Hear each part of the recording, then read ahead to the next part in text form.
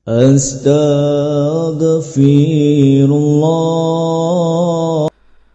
Bismillahirrahmanirrahim. Assalamualaikum warahmatullahi wabarakatuh.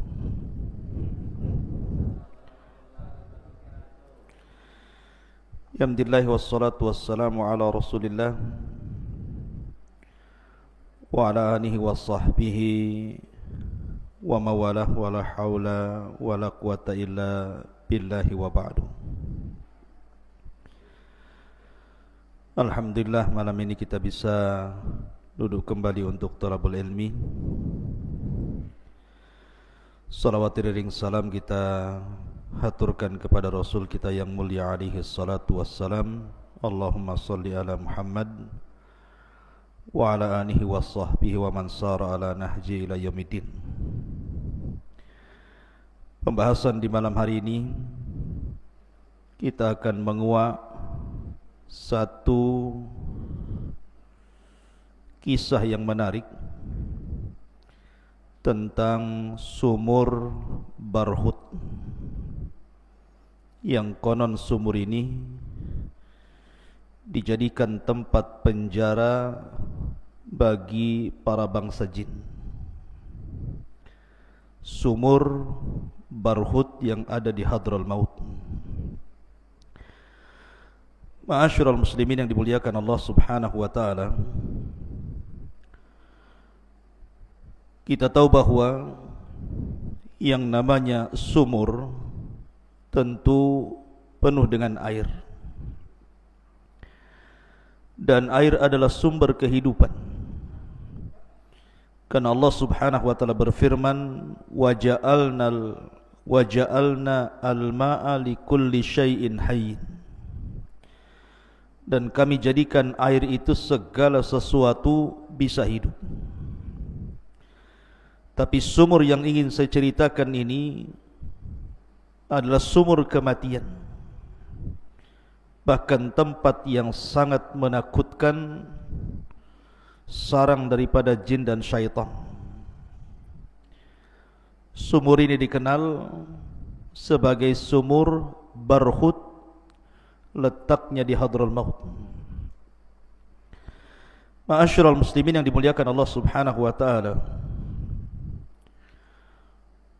bicara tentang sumur Barhut ini, sampai hari ini banyak orang yang meneliti sumur ini karena memang termasuk keajaiban dunia. Banyak orang yang berusaha menguak rahasia di balik sumur ini, karena sumur ini juga diperbincangkan oleh para ulama dari zaman ke zaman sampai hari ini. Karena ada riwayat yang mengatakan bahwa arwahnya orang-orang kafir itu setelah kematiannya maka mereka akan dipenjarakan di sumur Barhut Hadral Maut ini. Tetapi apakah seperti itu? Maka kita akan cerita tentang sumur ini dari dua sisi. Pertama, khurafat. Yang kedua, hakikat. Ma'asyiral muslimin yang dimuliakan Allah Azza wa Jalla, sebelum saya bercerita tentang sumur ini, Al-Imam At-Tabrani meriwayatkan sebuah hadis dalam kitabnya Al-Mu'jam Al-Kabir, dan hadis ini dikatakan oleh Al-Imam Al-Haythami, rijaluhu thiqat, semua para perawinya perawi terpercaya.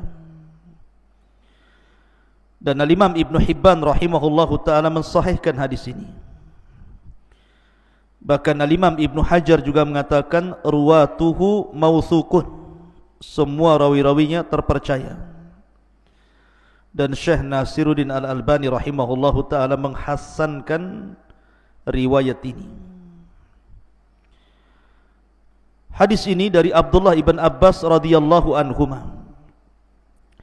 Nabi sallallahu alaihi wasallam bersabda, khairu ma'in ala wajhil ardi ma'u zamzam fihi ta'amun minat tu'mi wa shifaa'un minas sukmi wa syarru ma'in ala wajhil ardi ma'un biwadi barhut baqiyatu hadral mauta karijlil jaradi minal hawami yusbihu yatadaffaq wa yumsi la balala biha. Kata Nabi SAW dari Abdullah ibn Abbas radhiyallahu anhuma, sebaik-baik air di atas permukaan bumi ini adalah air Zam-Zam, karena di dalamnya mengandung zat yang dapat mengenyangkan dan obat dari banyak penyakit. Begitu juga sejelek-jeleknya air di atas permukaan bumi adalah air dari sumur Barhut yang terletak di Hadraul Maut, seperti kumpulan belalang yang di pagi harinya sumur tersebut memancarkan air, kemudian pada sore harinya mengering dan tidak terdapat bekas basah apapun di dalamnya. Dalam hadis ini tersebut kalimat sumur Barhut. Dari hadis ini Al-Imam Asy-Syafi'i ataupun mazhab Syafi'i disebutkan bahwa annal ma'al makruh thamaniyatu anwa. Dalam mazhab Syafi'i bahwa air makruh itu ada 8 macam. Artinya makruh digunakan untuk bersuci, wudu ataupun mandi besar. Yang pertama al-musyammas, air yang tergenang dalam drum kemudian terkena sinar matahari. Maka kalau berwudu dari air genangan yang terdapat dalam drum yang terkena sinar matahari, kata madhab Syafi'i makruh hukumnya. Kemudian wasyadidul hararah, air yang sangat panas sekali. Maka orang yang berwudu atau mandi jinabah dari air yang sangat panas makruh hukumnya. Yang ketiga syadidul burudah, air yang sangat dingin sekali. Kemudian yang keempat ma'u diyari Thamud illa bi'run naqah, air yang terdapat di negeri Thamud kecuali sumurnya untanya Nabi Allah Saleh. Kemudian yang kelima ma'u diyari qaumi Lut, airnya negeri Lut yang pernah diazab di negeri Sodom. Kemudian ma'i bi'ru Barhut, dalam mazhab Syafi'i disebutkan air dari sumurnya Barhut, itu dianggap makruh kalau orang berwudu atau bersuci di situ. Kemudian ma ardi Babil, air di negeri Babil. Kemudian yang terakhir ma'u bi'ri Darwan, air dari sumur Darwan. Sumur Darwan itu tempat Labid bin A'sam meletakkan bukhul ketika menyihir Nabi SAW. Lah dalam mazhab Syafi'i bahwa 8 macam air ini makruh untuk bersuci ataupun mandi junub. Ingat, ini mazhab Syafi'i. Tetapi kaidah air itu kalau antum belajar fikih tetap mengacu kepada ijma' para ulama bahwa asal air itu suci dan mensucikan, kecuali kalau berubah warna, rasa, bau karena yang merubahnya najis. Tapi selama sifat air itu tidak berubah warnanya, tidak berubah rasanya, tidak berubah baunya, maka hukum air itu suci. Tapi sekali lagi ini saya menyebutkan mazhab Syafi'i karena ada berkaitan dengan sumur Barhut. Taib, ma'asyiral muslimin yang dimuliakan Allah Subhanahu wa taala, di mana letak sumur Barhut ini? Letak sumur Barhut ini tepatnya di sebuah lembah yang terdapat di provinsi Hadraul Maut. Jadi berdekatan dengan Bukit Hud atau kuburan Nabi Hud alaihi salatu wassalam. Kira-kira kalau ditempuh dengan perjalanan itu sekitar 2 jam dari negeri Tarim. Ya, ada kota Tarim di sana. Itu sekitar 2 jam dari Tarim ini ke sumur Barhut itu. Dan masuk ke provinsi Hadraul Maut, lintasan arah menuju provinsi Mahram itu. Mungkin kalau sekarang Yaman Selatan. Ada yang kemudian mengukur kedalamannya sumur ini. Ada yang mengatakan bahwa sumur ini atau sumur Barhut ini memiliki 600 kaki. 600 kaki itu maksudnya lebarnya 450 kaki dan panjangnya 120 kaki. Atau dengan kata lain ada yang mengatakan bahwa kalau seandainya luasnya dikira-kira, maka sumur Barhut itu sekitar 100 meter persegi dan memiliki kedalaman 250 meter. Bayangkan 250 meter, seperti apa dalamnya itu? Kita tengok sumur 10 meter saja sudah dalam kali. Ini kedalamannya sampai 250 meter. Tentunya dengan kira-kira para peneliti ya. Adapun apakah memang 250 meter, wallahu alam. Dan apakah orang pernah masuk ke sumur itu juga Allahu alam. Tapi yang jelas bahwa karena sumur ini sangat fenomenal, khususnya di negeri Yaman. Kemudian juga ada riwayat yang mengatakan bahwa arwahnya orang-orang kafir tertahan di sumur Barhut inilah akhirnya menjadi terkenal. Sehingga kemudian banyak khurafat-khurafat, cerita-cerita yang tidak jelas seputar sumur Barhut. Tapi tetap saya akan ceritakan, sehingga ketika antum membaca di internet atau mendengar orang yang berceramah tentang sumur Barhut, antum sudah tahu ini yang benar, ini yang enggak benar. Kemudian kenapa sumur Barhut ini disebut Barhut? Ada yang mengatakan bahwa dahulu Raja Jin itu, jadi apabila anak buah jin ini mereka membangkang dari titah perintah rajanya, maka mereka akan dipenjarakan. Maka Raja Jin pun kemudian membuat sumur sedalam tadi, kemudian digunakan untuk memenjarakan setiap jin yang membangkang kepada rajanya, dimasukkan ke sumur itu. Ini satu kisah, bukan riwayat, ini kisah, konon seperti itu. Ada juga kisah yang lain mengatakan bahwa dulu di Yaman itu ada kerajaan namanya Himyar. Ingat ketika kita menceritakan tentang Ashabul Ukhdud, yang rajanya Dzunwas, itu ada kaitan dengan Himyar. Tetapi bukan yang dimaksud di sini kisahnya Ashabul Ukhdud, tidak. Tapi ada salah satu raja Himyar itu sebelum meninggal, maka dia kemudian takut kalau seandainya hartanya berupa emas yang begitu banyak itu akan diambil orang.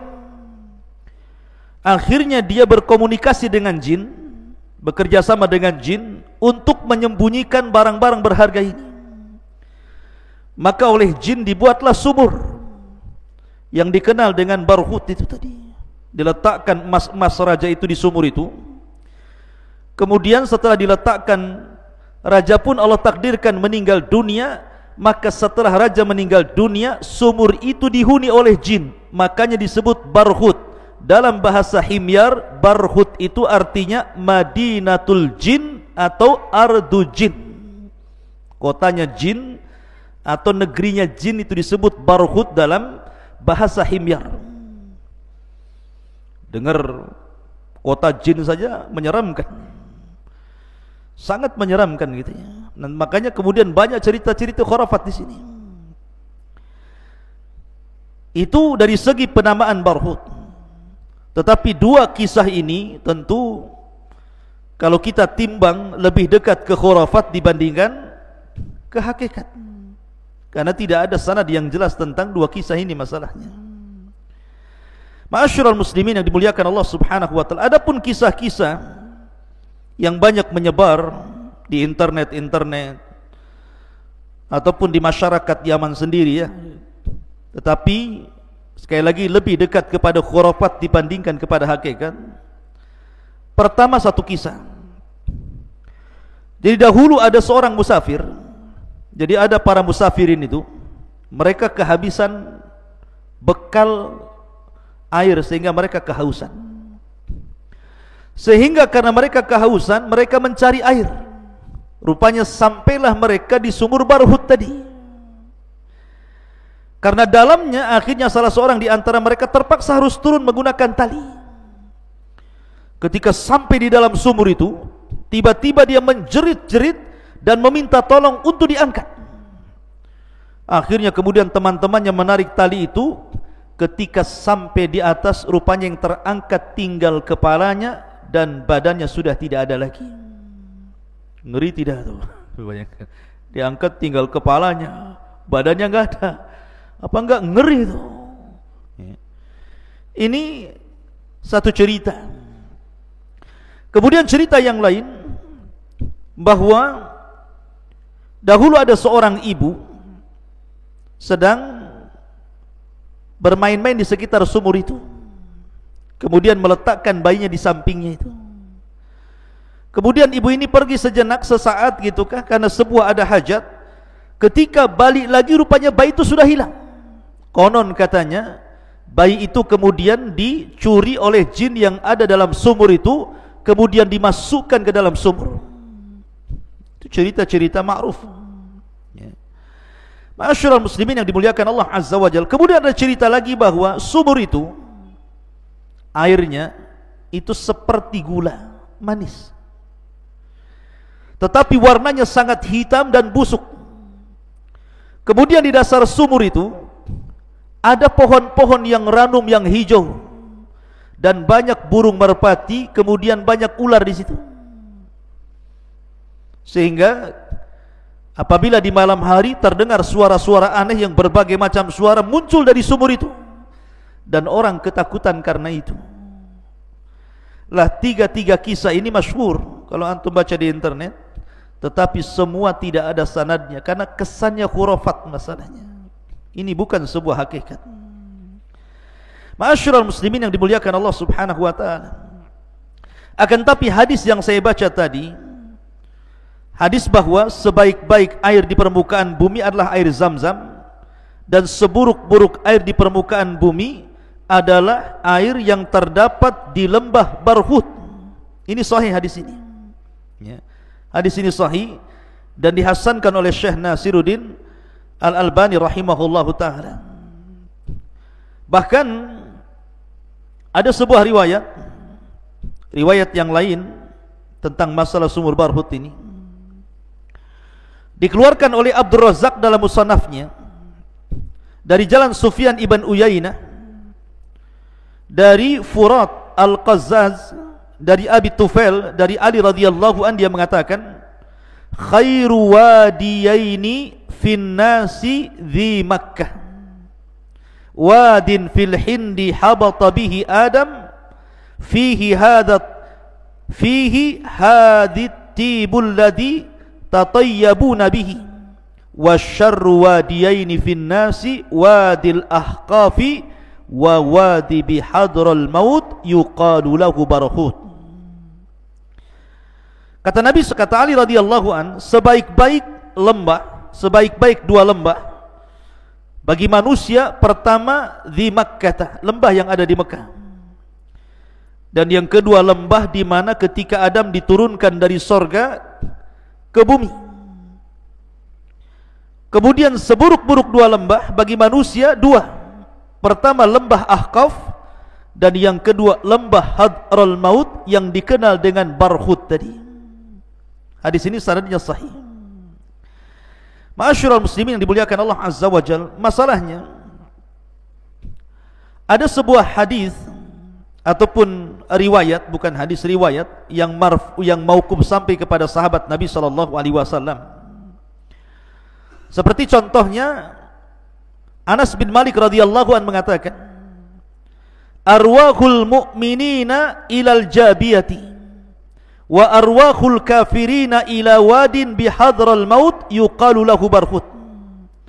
Dari Anas radhiyallahu an mengatakan bahwa ruh-ruhnya orang yang beriman ditempatkan di Jabiyah. Jabiyah ini sebuah tempat yang ada di Syam. Adapun ruhnya orang-orang kafir ditempatkan di bukit Hadral Maut yang disebut dengan Barhut, dalam sumur Barhut tadi. Ini satu riwayat. Kemudian juga Ali radhiyallahu an mengatakan, khairu wadin nasi wadi Makkah wa syarru wadin nasi wadil Ahqaf wa wadri hadral maut yuqalu lahu barhut fihi arwahul kufar. Sebaik-baik bukit manusia adalah bukit Mekah, dan seburuk-buruk bukit manusia adalah bukit Al-Ahqaf. Kemudian bukit Hadral Maut yang disebut dengan Bahrut, di dalamnya terdapat ruh orang-orang kafir. Kemudian riwayat yang ketiga, Abdullah bin Umar radhiyallahu anhu mengatakan, inna arwahal kufar tujma'u bi Barhut.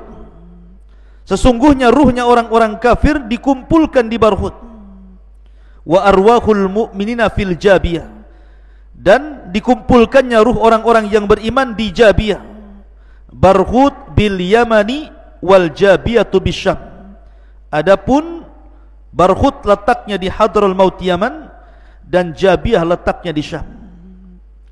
Ma'asyiral muslimin yang dimuliakan Allah Azza wa Jalla, bagaimana pandangan para ulama?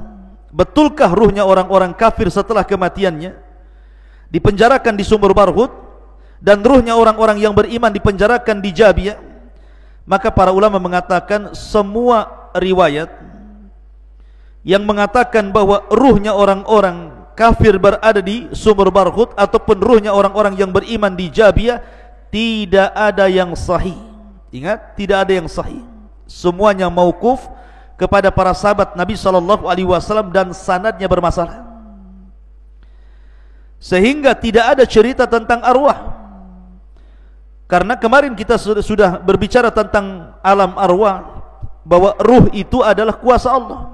Yas'alunaka 'anir ruh qulir ruhu min amri rabbi. Mereka bertanya-tanya soal ruh, katakan ruh itu urusan Allah Azza wa Jalla. Maka kita katakan, lalu ruh itu di mana? Antara menunggu setelah kematian sampai kiamat dibangkitkan itu. Maka kita katakan secara umum, ruhnya orang-orang kafir di neraka, dan ruhnya orang-orang yang beriman di sorga. Dan ini berdasarkan nas Al-Quran, kalla inna kitabal fujjari lafi sijjin wa ma adraka mas sijjin kitabun markun. Kalla inna kitabal abrar lafi illiyin. Allah mengatakan bahwa ruhnya orang-orang yang beriman di illiyin, di sorga. Adapun ruhnya orang-orang kafir di sijjin, di neraka yang paling dasar. Itu pendapat yang sahih. Walaupun ada perincian, ruhnya para syuhada tergantung di bawah-bawah arasy, ruhnya orang-orang yang beriman tergantung di pohon-pohon sorga. Kemudian ruhnya secara umum ada yang masih tertahan di kuburan. Itu khilaf para ulama. Tapi tidak ada yang sahih riwayat yang mengatakan bahwa ruhnya orang kafir berada di sumur Barhut, ataupun ruhnya orang-orang mukmin berada di Jabiyah. Tetapi masalahnya sumur ini memang sumur yang menakutkan. Dibicarakan para ulama itu masalahnya. Saya akan sebutkan dua kisah, dan kisah ini disebutkan oleh Imam Suyuti rahimahullahu ta'ala dalam kitabnya Hikayat li Abi Umar Ahmad ibn Muhammad An-Naisabur. Jadi ada cerita seperti ini. Dulu ada seorang laki-laki di Mekah. Laki-laki ini asalnya Khurasan, tapi tinggal di Mekah. Nah, laki-laki ini orang baik. Jadi banyak orang-orang yang menitipkan barang kepada laki-laki ini. Jadi kalau antum safar, takut barangnya hilang, diletakkan di rumah laki-laki ini. Saking baiknya, banyak orang yang menitipkan barang sama dia. Jadi suatu ketika ada orang yang menitipkan uang kepada laki-laki yang baik ini 1000 dinar. Banyak 1000 dinar. Akhirnya setelah dititipkan uang 1000 dinar, kata Imam Suyuti kisahnya ini, kemudian orang yang menitip uang ini pergi. Allah takdirkan orang ini, orang yang baik ini meninggal dunia. Masalahnya titipan yang 1000 dinar itu dia kubur di samping rumahnya dan tidak diberitahu anaknya. Akhirnya kemudian ketika orang yang ditipi uang ini datang bertanya soal uang 1000 dinar, kata anaknya, ayah saya sudah meninggal dan ayah saya tidak memberitahu di mana uangmu. Akhirnya kemudian orang ini pun berangkat ke Masjidil Haram, bertanya kepada orang-orang atau para ulama yang ada di situ. Maka salah seorang ulama kemudian mengatakan kepada orang ini, pergilah tengah malam atau sepertiga malam ke sumur Zam-Zam, Karena ada yang berpendapat bahwa ruhnya orang-orang yang beriman itu diletakkan di sumur Zam-Zam masalahnya. Jadi pergilah ke sumur itu. Kemudian kamu berteriak, panggil-panggil orang yang kau maksud itu. Barangkali ruhnya ada di situ. Tanyalah di mana hartamu. Kalau seandainya dia menjawab, maka kamu akan dapat hartamu. Tapi kalau kau tidak dapat jawaban dari sumur itu, pergilah ke Yaman, carilah sumur Barhut. Akhirnya kemudian dia berangkat ke sumur Zam-Zam tengah malam. Kemudian dia pun memanggil-manggil orang yang dititipi barang itu, tetapi tidak ada satupun jawaban. Maka dia teringat dengan nasihat para ulama bahwa dia harus pergi ke Yaman. Maka berangkatlah dia ke Yaman. Di Yaman itulah dia cari sumur Barhut tadi.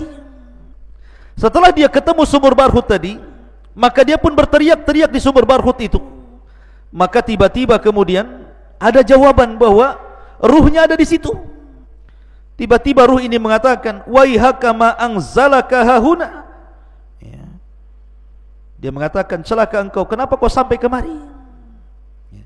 Maka orang ini mengatakan, waihaka wa qad kuntu sahiba khairin, wa qad kunta sahiba khairin. Bagaimana mungkin kau kan orang baik, kenapa ruhmu ada di sini?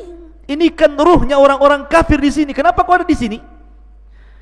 Maka dia mengatakan, dulu aku punya kerabat di Khurasan, aku punya saudara di Khurasan, tidak pernah silaturahim, sampai kuputuskan silaturahim dengan dia, sehingga Allah mengadab diriku dan Allah letakkan ruhku di sini. Kemudian dia bertanya, kalau gitu di mana hartaku, mana uangku yang 1000 dinar itu? Maka kata ruh itu mengatakan, terletak di samping rumahku, galilah di sana, uangmu ada di sana. Akhirnya kemudian dia pulang ke Mekah dan mengambil uangnya. Ini kisah ini disebutkan oleh Al-Imam As-Suyuti dalam kitabnya Hikayat li Abi Umar. Lah kisah yang sama juga disebutkan juga oleh Al-Imam Ibnul Qayyim rahimahullahu taala, dikeluarkan oleh Imam Ibnu Abi Dunya dalam kitab Al-Qubur. Nama kitabnya Al-Qubur, karya Ibnu Abi Dunya. Jadi dahulu ada seorang Yahudi. Yahudi ini baik, tetapi anaknya Muslim. Bapaknya Yahudi, anaknya Muslim. Dan orang Yahudi ini suka juga dititipi barang, sama dengan kisah yang pertama. Jadi ada seorang Muslim menitipkan barang kepada orang Yahudi ini. Allah takdirkan orang Yahudi ini meninggal dunia. Kemudian ditanya kepada anaknya, anaknya tidak tahu karena bapaknya tidak ngasih tahu, dan anaknya seorang Muslim. Akhirnya kemudian dia pun bertanya kepada seorang alim namanya Syuaib Al-Jubai. Kata Syuaib Al-Jubai, sebaiknya kamu datang ke sumur Barhut, cari ruhnya orang Yahudi itu di sumur Barhut itu. Berangkatlah dia ke sumur Barhut. Kemudian dia pun memanggil-manggil ruhnya orang Yahudi itu. Tiba-tiba ruhnya orang Yahudi ini bicara.